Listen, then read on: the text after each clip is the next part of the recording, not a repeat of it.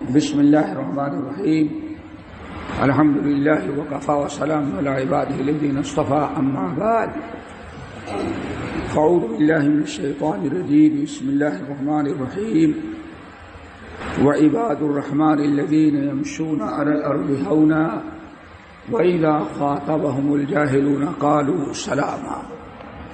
محترم حضرات، آپ تمام لوگوں نے فجر کی پہلی رکعت میں سورۃ الفرقان کا آخری رکوع سنا اور دوسری رکعت میں سورہ شورى کی کچھ آیات سنی۔ یہ سورۃ الفرقان کی آخری آیات جو ہیں ان کی بڑی اہمیت ہے۔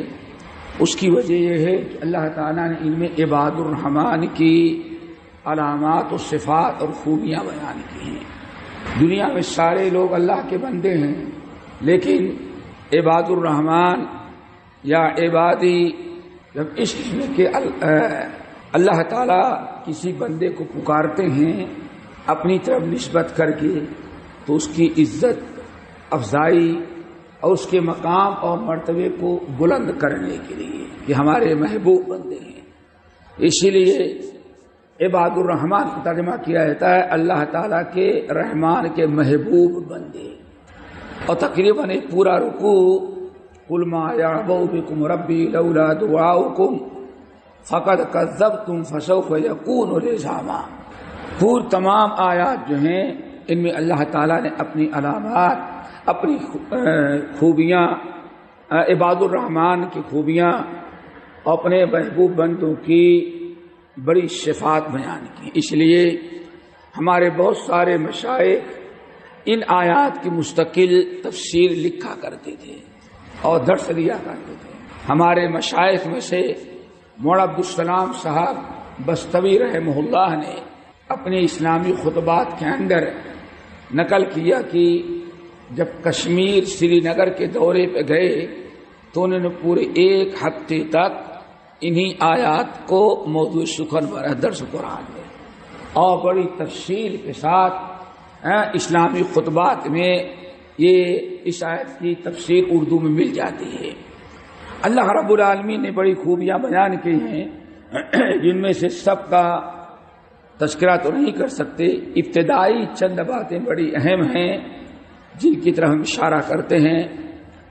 پہلی چیز تو یہ راستے کے آداب اللہ نے بیان کیے۔ دیکھیں، ہم اور آپ راستہ چلتے ہیں، اللہ تعالیٰ نے شریعت میں راستے کے احکام بھی بیان کیے۔ کتاب میں ایک مقام یہ ہے، سورہ قصص ہے، سورہ لقمان۔ قرآن پاک کی 3 ایسی صورتیں ہیں جہاں اللہ تعالیٰ چلنے پھرنے راستے کے آداب بیان کیے۔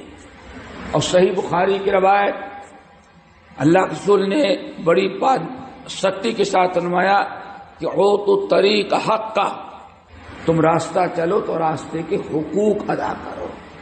ایسا نہیں کہ تم راستہ پکڑے گزر جاؤ اور راستے کے حقوق کا لحاظ کرو۔ سوچیں، اسلام نے حقوق، راستے کے حقوق اللہ کے رسول نے مقرر کیا۔ اور حیرت کی بات تو یہ ہے کہ ایک مرتبہ ابو برزہ الاسلمی مشہور صحابی نبی علیہ السلام کے پاس آئے اور کہا یا رسول اللہ، آج میرے ذہن میں ایک عجیب سی بات آ گئی۔ آج نے فرمایا کیا ہے بتاؤ؟ کہا اما ان تموت وانا ابکا او اموت وانت تبکا۔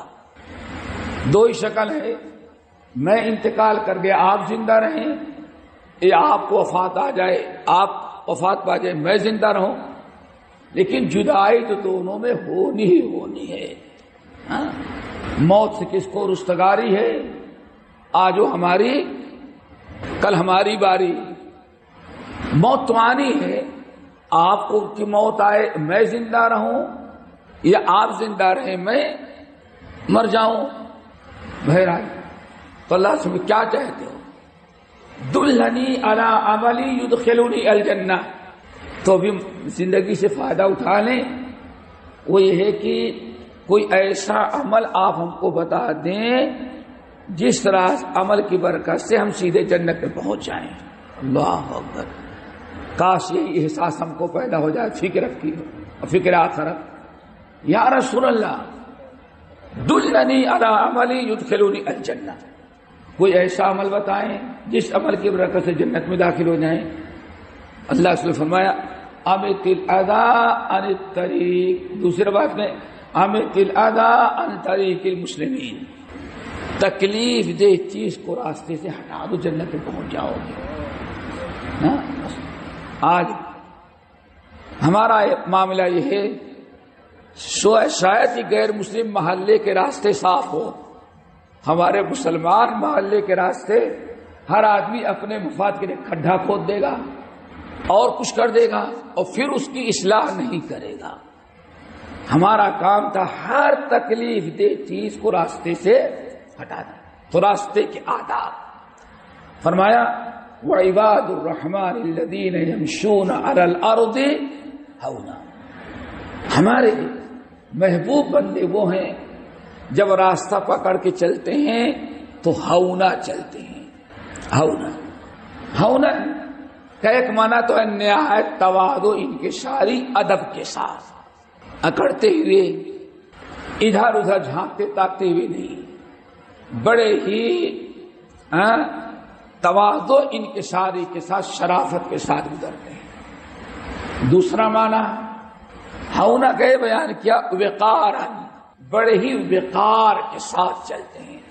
معلوم پڑتا ہے کوئی عزت اور شریف انسان جا رہے وقار، راستے میں ذرہ بھر کوئی ششورا پن، چھیڑ چھاڑ، اخلاق سے گری ہوئی چیز نہیں کرتے ہوئے.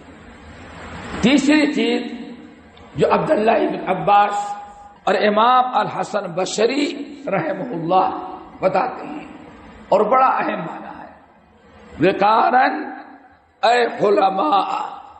اللہ اکبر، جب راستہ پکڑ کے چلتے ہیں تو حلیم بن کر کے چلتے ہیں. حلیم کیا چیز ہے؟ حلیم حلم سے ہے. حلم کا معنی ہے ضد الطیش. امام ابن القیم رحمۃ اللہ علیہ مشہور کتاب زاد المعاد میں کہتے ہیں الحلم ضد الطیش. کوئی بھی معاملہ آ جاتا طیش میں نہیں آتے، گرم نہیں ہو جاتے، بلکہ تحمل، بردباری، صبر سے کام لیتے ہیں. اگر کسی نے ہارن بجا دیا، غصہ آیا، آپ نے اینٹ مار دی، یہ ہے طیش کا معاملہ. اور حلم کیا ہے؟ حلم آپ برداشت کر ڈالیں، تحمل کریں، اس کو چھوڑ دیں، جانے دیں. حلیم یہ بہت ہی بڑی نعمت ہے. اللہ تعالی ہم سب کو حلم عطا کرے. حلیم. اور یہ بھی یاد رکھیے گا اللہ رسول کا فرمان، یہ اس کی بھی تربیت لینی پڑتی ہے. کس کی؟ حلم کی. انما العلم بالتعلم والحلم بالتعلم. اے لوگوں، جیسے علم تمہیں محنت کر کے کوشش کرتے ہو تب علم حاصل ہوتا ہے، ایسے ہی کوشش کرو گے تب تم حلم والے بنو گے، تمہیں تحمل کا جذبہ پیدا ہوگا. بعض لوگوں نے، امام ترمذی رحمۃ اللہ علیہ نے اپنے شمائل میں نقل کیا کہ کچھ لوگوں نے پوچھا کیف کان مجلس رسول اللہ صلی اللہ علیہ وسلم، نبی علیہ السلام صاحب کی مجلس کیسے ہوتی تھی؟ تو بڑا عجیب سا نقشہ کھینچا، مجلسہ کان مجلس علم و حلم و صبر و امانت. اللہ کے رسول کی محفل کا کیا پوچھنا، ہماری تمہاری جیسی محفل نہیں ہوتی تھی، کیا پوچھنا. انما کان مجلسہ مجلس علم و حلم و صبر و امانت. نبی کی مجلس سے ہم لوگ بیٹھتے تھے تو ہم کو چند چیزوں کی تعلیم تربیت کی جاتی تھی، علم کی، حلم کی اور امانت داری کی. یہ ساری تعلیم ہمیں کہاں سے ملتی تھی؟ نبی علیہ السلام صاحب کی مجلس سے. تو پہلی خوبی دوستو، جب زمین پر چلتے ہیں تو ہونن، بڑے وقار، عزت کے ساتھ، تحمل، بردباری کے ساتھ، شرافت اور امانت کے ساتھ. ذرہ برابر کبر و غرور نہیں ہوتا، جیسے کہ سورہ بنی اسرائیل میں اور اللہ تعالیٰ نے سورہ لقمان میں بیان کیا ہے. اور سورہ لقمان کی آیت کو لے لیا جائے تو وہاں ایک چیز اور سمجھ میں آتی ہے، باپ کا والدین کی جو ذمہ داریاں ہیں اولاد کی تربیت میں، ایک تربیت حکم یہ بھی ہے کہ اولاد کو راستہ کیسے چلیں اس کی بھی تعلیم دیں. یا بنیا پورا پڑھے ولا تمش فی الارض مرحا، تے اولاد کا کام ہوتا ہے والدین کا. دوسری چیز میرے بھائیوں، وَإِذَا خَاطَبَهُمُ الْجَاهِلُونَ قَالُوا سَلَامًا. دوستو وہ جب راستہ چلتے ہیں ان سے کوئی مخاطبت کرتا ہے، گفتگو کرتا ہے تو کیا کہتے ہیں؟ سلام. اور سورہ قصص میں سلام کرتے ہیں اور جاہلوں سے اعراض کرتے ہیں. کیا مطلب ہے؟ کسی نادان بیوقوف کے منہ لگنے کے بجائے روڈ پر کھڑے ہو کر اس سے بحث کرنا، حجت بازی کرنا، اس سے جھگڑنا، لڑنا، یہ اسلامی تعلیمات کے خلاف ہے. وَإِذَا خَاطَبَهُمُ الْجَاهِلُونَ، جب جاہل جہالت پر اتر آئے تو تم اس کے ساتھ جہالت نہ کرو بلکہ سلام کر گزر جاؤ. اس کو کہتے سلام ترک. سلام ایک ہے سلام محبت کا، الفت کا، ملاقات کا، اور جہالت، جاہل جب جہالت پر اتر آ جائے تو آپ جائیں لیکن بغیر سلام کریے نہ جائے. قالو سلام، بھائی سلام، بس تو اچھا ہم پورا نکل جاتے ہیں. اور ہم تو آستین چڑھا کر کے کہے گا تو 10 سنے گا. کیا کہیں گے؟ اگر بات نہیں آتے تو اینٹ کا جواب پتھر سے ہم دیں گے. وہی بات لڑتے لڑتے پھر آخر میں کیا ہوتا ہے؟ مسجد میں آنا جانا بند، رشتے ناطے میں فوٹ. تو دوستو یہ بڑی پیاری تعلیمات ہیں، بچائیں ان سے. نمبر 3 کیا خوب نشانی ہے، والذین یبیتون لربہم سجدا وقیاما. میرے محبوب بندے تو وہ ہیں کہ جن کی رات سجدے میں، قیام میں، رکوع و سجود میں گزرتی ہے، یعنی تہجد گزار ہیں. دوستو دعا کرو اللہ تعالی ہم سب کو تہجد کی توفیق نصیب فرما دے. تھوڑی سی محنت کرو بیٹے. ادھر سلمان ہے، کیا پوچھنا سلمان فارسی کا مقام، بلال ہے، بلال کے مقام کو کیا پوچھنا کہ اللہ رسول دیکھتے ہیں جنت میں ہم سے آگے آگے جا رہا ہے. ادھر عمار بن یاسر ہیں. اتنے ٹاپ کے صحابہ کرام موجود ہیں ترمذی کی حدیث. لیکن پھر بھی اللہ نے کیا فرمایا؟ علیکم بقیام اللیل. سلمان، بلال، عمار ٹھیک ہے فرائض کی پابندی کر لیتے، لیکن علیکم بقیام اللیل، کوشش کرو کہ تہجد کی نماز کبھی نہ چھوٹے تمہاری. علیکم بقیام اللیل. کیوں؟ فإنہ داب الصالحین قبلکم، داب الصالحین قبلکم، چونکہ تم سے پہلے جتنے صالحین گزرے ہیں ہر ایک کا طریقہ کیا تھا؟ تہجد گزاری. وقربۃ الی ربکم، اور تم سب سے بڑا عمل جو تمہیں رب کے قریب اور رب کا تقرب حاصل کرا دیتا سکتا ہے وہ یہی تہجد کی نماز ہے. نمبر 3 ومغفرۃ للسیئات. اگر تم نے تہجد گزاری کی تو جتنے گناہ ہوں گے اللہ تیرے گناہوں پر پردہ ڈال دے گا، پردہ ڈال دے گا. اس لیے دوستو ہمیں چاہیے کہ تھوڑا سا وقت نکالیں. آج جگتا ہے انسان، رات رات بھر جگتا ہے، لیکن دنیا کے فضول چیزوں کے اندر ہے. ایک مشین کے ساتھ جاگتا ہے. کس کے ساتھ؟ موبائل کے ساتھ. واللہ کہتا ہوں آج میاں بیوی کے بہت ساری لڑائیاں جو آتی ہیں، بیوی کو یہ شکایت ہوتی بستر پر لیٹے ہوئے بھی ساری رات موبائل میں لگا رہتا ہے. اللہ کے نبی تو عبداللہ بن عمرو بن عاص جب تہجد کی نماز پڑھیں بیوی کا حق ادا نہ کریں تو اللہ صلی اللہ علیہ وسلم فرمائے یہ تہجد تیرے کام نہیں آئے گی جب تک کہ بیوی کا حق ادا نہ کرے. اور آج تہجد گزاری نہیں بلکہ موبائل کے پیچھے انسان اپنی رات گزار رہے ہیں.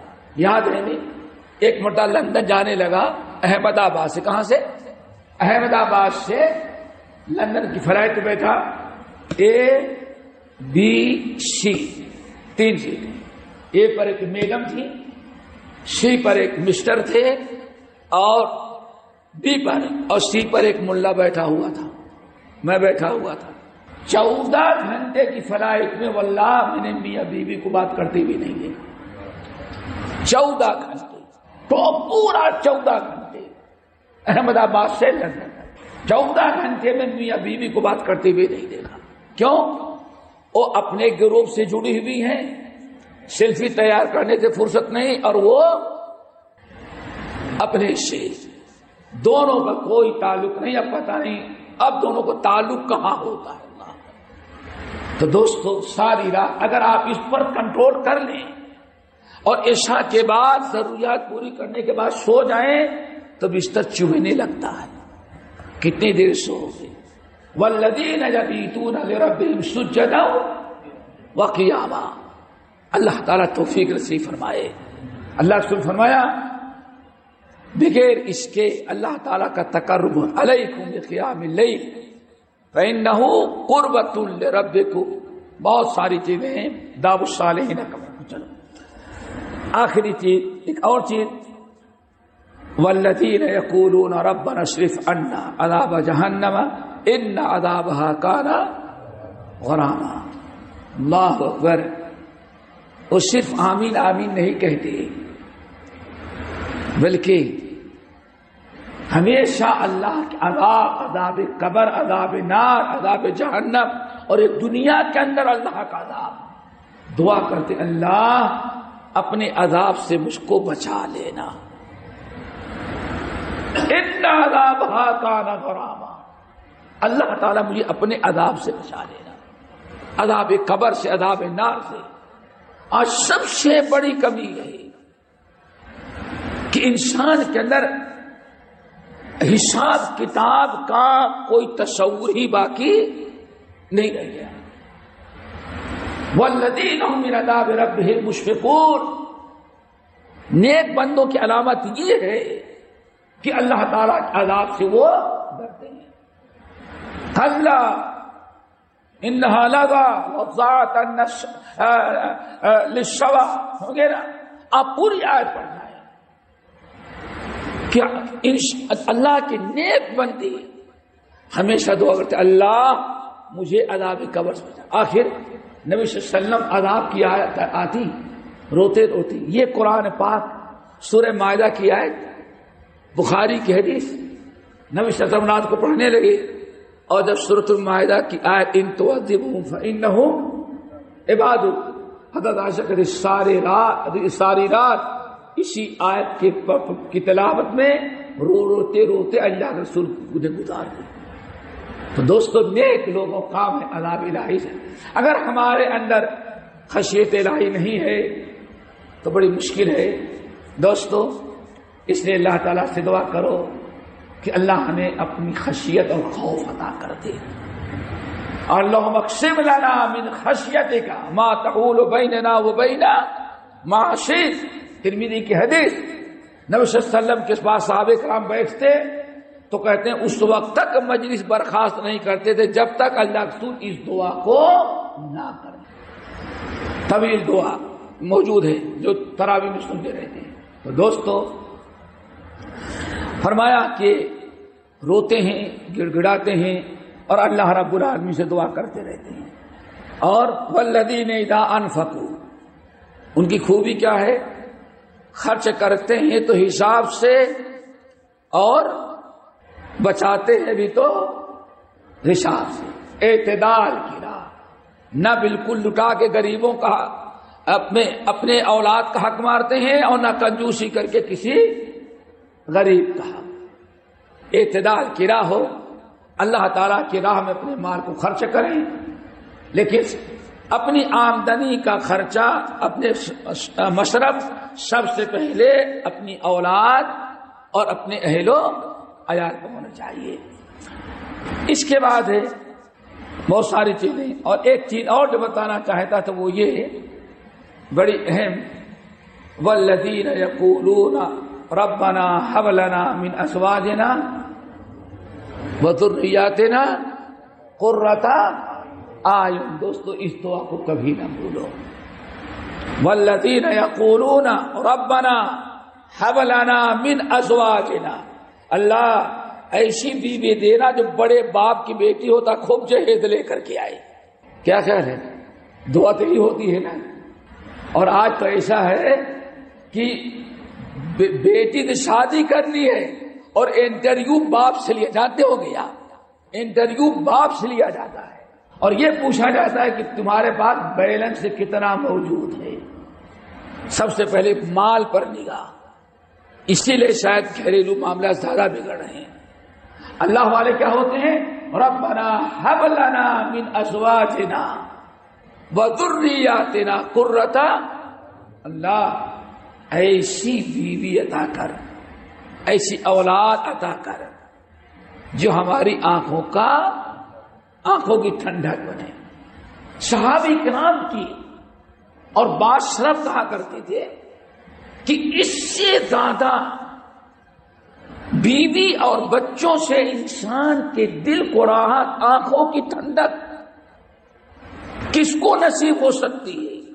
جو دیکھتا ہے کہ ہمارا بچہ نماز کی پابندی کر رہا ہے، ہمارا بچہ مسجد کی طرف جا رہا ہے، ہمارا بچہ شریعت کی پابندی کر رہا ہے.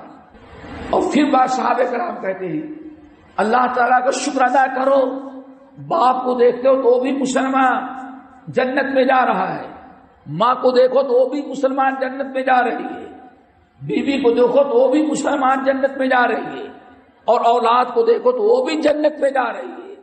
صحابہ کرام ہم سے پوچھو، ہم نے اپنے باپ کو کفر مرتے ہوئے دیکھا. جب ہم سوچتے ہیں کہ ہم جنت میں جائیں گے، ہمارا باپ کفر کی طرف کہاں جائے گا، کہتے ساری خوشی ختم ہو جاتی ہے. جب اس ماں کے بارے میں سوچتے ہیں جس کے چھاتیوں کو دودھ پیا، جس نے ہمیں پاری پرورش کی، لیکن ایمان نصیب نہ ہوا، کہاں مری؟ تو جہنم میں. ہمیں ایمان نصیب ہوا ہم جنت میں جائیں، اور ہماری پیاری ماں کفر کرنے ایمان نصیب نہیں، جہنم میں جائے. کہ ساری خوشی پر پانی پڑ جاتا ہے تھوڑی دیر کے لیے. مومنو تم کو اللہ تعالیٰ نے نصیب کیا ہے کہ باپ کو دیکھو تو وہ بھی مسلمان، ماں کو دیکھو تو وہ بھی مسلمان، بچے کو دیکھو تو وہ بھی مسلمان. تو سب سے بڑی آنکھوں کی ٹھنڈک کیا ہے کہ اولاد کی اچھی تربیت ہو، بیوی دیندار ہو، تاکہ ہمیشہ آنکھوں کی ٹھنڈک اور قلب کا دل کا سکون اور راحت ملتی رہے. بڑی بہترین دعا ہے. اور کیا ہے؟ وَجْعَلْنَا لِلْمُتَّقِينَ واقعہ بتائے کیسے ٹھنڈک ہوتی ہے. ہم تو دیہاتی ہے نا، کھیتی کے بعد کام کرنے والے. آنکھوں کی ٹھنڈک کیسے ہوتی ہے واللہ. ہمارے والد تقریباً 80 سال کے پہنچ گئے ہوں گے، تو چونکہ باہر کی کوئی آمدنی نہیں تھی تو اناج اور غلہ خاص طور سے بیج والا ہے، گندم وغیرہ جو ہے، اس کو فصل جب آتی تو بھوسا کے اندر اس کو چھپا دیتے تھے تاکہ بارش میں وہ گیلا نہ ہو جائے. تو پورے علاقے میں سب سے اچھا غلہ ہمارے والد کو ہوتا تھا، سب سے اچھا ہمارے والد کو ہوتا تھا، کیونکہ اندر سے نکالتے تو بالکل گرم. چکی پر پسانا ہے، گھر میں آٹا اچھا ہوتا، بیج میں ڈالنا ہے تو اصلی. تو جمعے کا خطبہ دیا میں نے، بس ایک فخرہ نہیں بلکہ کیا کہتے ہیں نصیحتاً کہ والد کو اور والدین کی خوشی کتنی ہوتی ہے اولاد کے کوئی اچھا کام کرتے ہوئے دیکھیں. واللہ زندگی میں بھول نہیں سکتا. خریدنے والے کچھ پہنچ چکے تھے، میں نے خطبہ دیا، گھر آیا، کپڑا بدلا.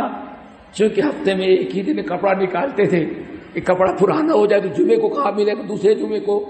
تو جمعہ پڑھ کے آتے، اس کو لپیٹ کے پھر رکھ دیتے تاکہ اگلے جمعے کو نہ دھلنے کے لیے صابن تھا، نہ استنی کرانے کے لیے پیسہ تھا، اور نہ 2-4 جوڑے تھے آج کی طرح کی چلو پہن لے، کے رکھ دیا. تو میں کیونکہ پردے کا انتظام ہوتا تھا تو اناج خریدنے والا باہر کے برآمدے میں تھا اور اناج اور غلہ جو بھوسے میں تھا سب سے آخر میں تھا، سب سے آخر میں. تو والد صاحب ترازو لیے، ہاں والد دیکھا ہی نہیں دیکھا، ہاتھ سے وزن کرنے والا ترازو، اور میں گیا اناج لے کر کے آ رہا تھا، ایسے بھرا اور لے کے آ رہا تھا. واللہ والد صاحب نے ہمارے والد صاحب دوڑ کے ہم سے چھین لیا، غلہ ہم سے چھین لیا. میں نے کہا میں پہنچاؤں گا، لیکن نہیں، کسی بھی صورت سے والد صاحب نے ان کسٹمروں خریداروں کے سامنے اناج اور غلہ لے کر کے آنے نہیں دیا، چھین لیا. کہا بیٹھ بھاگ یہاں سے. وہ اپنی اردو بھوجپوری میں بیٹھ چل یہاں سے. میں نے کہا کہ والد صاحب میں پٹھا دوں، امی دوڑی ہوئی ہیں کیوں ڈانٹ رہے ہیں؟ تو والد صاحب نے کیا کہا، بیٹے تم جا کے بیٹھو. والد خوشی، اتنا اچھا تم نے جمعے کو خطبہ دیا، اب تمہارا خطبہ سن لینے کے بعد یہ گھر کا کام کرانے کا دل نہیں چاہتا ہمارا. سمجھیے رسوں سے، یعنی اتنا خوش ہو گئے سن لینے کے بعد کہ نہیں چاہتے اب اور کوئی کام کرے. تو انسان کو سب سے بڑی خوشی ماں باپ کو کیا ہوتی ہے کہ ربنا حب لنا قرۃ اعین. حضرت امام حسن بصری وغیرہ کہتے تھے کہ سب سے بڑی خوشی کیا ہوتی ہے باپ کو کہ اپنی اولاد کو دیندار دیکھ لے. ہمارے ہاں اسی علاقے کے سب سے بڑے مالدار، ہم لوگ جانتے ہیں سب سے بڑا مالدار کوکنی جو ہمارے یہاں ہے، سب سے بڑا مالدار، کیا دولت کوئی انتہا نہیں. تو ایک دن ان کا ایک بیٹا ملا 1 2 3 4 5ویں نمبر کا، 5 6 بیٹوں میں سے 5ویں نمبر کا بیٹا ملا. ٹیلی فون کیا، آج ہمارا سینہ چوڑا ہو گیا. ارے کروڑوں نہیں اربوں خربوں کی دولت ہے، زندگی میں کبھی نہیں کہ ہمارا سینہ چوڑا ہو گیا، لیکن آج کہتا ہے شیخ صاحب میرا سینہ چوڑا ہو گیا. میں نے کہا کیا ہو گیا؟ باپ نے کچھ تمہیں زیادہ دے دیا؟ کیا ہوا؟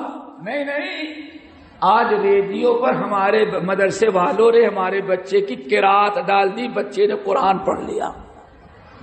مدرسے میں پڑھتا رہا، 2-4 سورتیں یاد کرائی ہوگی، تو مدرسے والے اپنے نام کے لیے آ جاؤ بھائی اس بچے کی قرآن تلاوت لگ دی. اس بچے نے سن لیا، بیٹے نے باپ نے کہ میرا بچہ تلاوت قرآن کر رہا ہے. کہتا ہے میرا سینہ چوڑا ہو گیا. کیوں چوڑا؟ اتنی دولت انڈیا سے لے کر کے دبئی تک، دبئی پتہ نہیں کہاں تک کتنی دولت کی ریٹ دے دے. میں نے کبھی اس خاندان میں نہیں سنا کہ میں کو اللہ نے بہت دیا سینہ چوڑا. لیکن کب کہا بیٹے چوڑا ہو گیا؟ جب بیٹے کی گراس. تو دوستو بیٹے کو انسان دیکھے، بیوی کو بیٹوں کو کہ انسان ایک اچھی راہ پر ہے تو دل باغ اسے قرۃ اے اللہ آنکھوں کی ٹھنڈک بنا دے. میرے بھائی انشاءاللہ ہمارے مشائخ پوری تفسیر کرتے رہتے ہیں، ٹائم بھی زیادہ ہو گیا. کہنے کا مطلب یہ تھا کہ آخری چیز کہ صرف اپنی تربیت کے نہیں بلکہ اولاد کو ایسے بنائے جو واقعی آنکھوں کی ٹھنڈک بنے، اور تربیت بھی کریں کو انفسکم، اور اس کے ساتھ ساتھ دعا بھی کریں. کتنی پیاری دعا، وجعلنا للمتقین.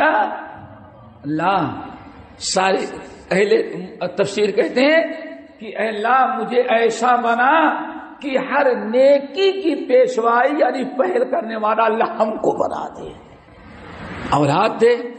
اور کبھی تفصیل سے انشاءاللہ حضرت زکریا کو کوئی دکھ نہیں تھا، بیٹے کا شوق نہیں تھا، بیٹے کی طلب اس لیے تھی کہ یہ مسجد اقصی کی امامت اور خطابت اور نبوت اللہ میرے بعد مجھے بیٹا دیتا کہ تاکہ میرے بیٹے میں بھی یہ خوبی، یہ نیک کام ہمارے خاندان میں باقی رہ جائے.